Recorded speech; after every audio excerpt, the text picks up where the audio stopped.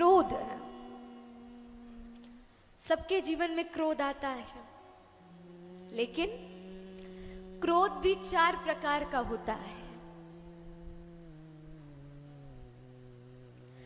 उत्तमेषु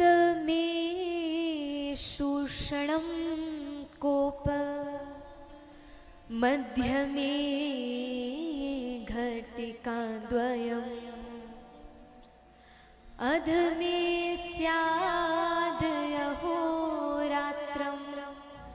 चाण्डाले मरणान्तकम्। 4 प्रकार का क्रोध है। क्रोध करना कुछ बुरा नहीं है, ध्यान रखिएगा। जीवन में क्रोध होगा, ये एक स्वाभाविक व्यक्ति का स्वभाव है, लेकिन इतना क्रोध ना हो कि हम पे हावी हो जाए, हम अपने आप को भूल जाए। कई लोगों का क्रोध देखा होगा, कैसा क्रोध करते हैं। क्रोध करेंगे, चीख मारेंगे, सब तोड़ फोड़ देंगे। ये क्रोध नहीं है। क्रोध कैसा हो? जैसे एक माँ का अपने बालकों के प्रति है, जैसे एक बॉस का अपने एम्प्लॉय के प्रति है, जैसे एक टीचर का अपने स्टूडेंट के प्रति। ऐसा क्रोध है।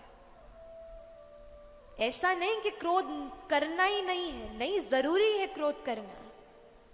बालकों को ताड़ के कभी कभी रखना पड़ता है, बॉस को, एम्प्लॉय को ताड़ के रखना पड़ता है। लेकिन उत्तमेषु क्षणं कोप, सबसे श्रेष्ठ क्रोध कैसा है? आपने क्रोध किया और साथ ही आपका क्रोध शांत हो गया, ये सबसे श्रेष्ठ क्रोध है। और मध्य में घटिका द्वयम, और 2 घड़ी तक जो क्रोध रहे वो मध्यम श्रेणी का क्रोध है,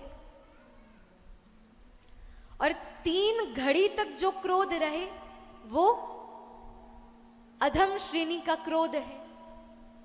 और जो व्यक्ति सारा जीवन क्रोध रखे, ऐसे व्यक्ति का स्वभाव है कि वो चांडाल श्रेणी का व्यक्ति है।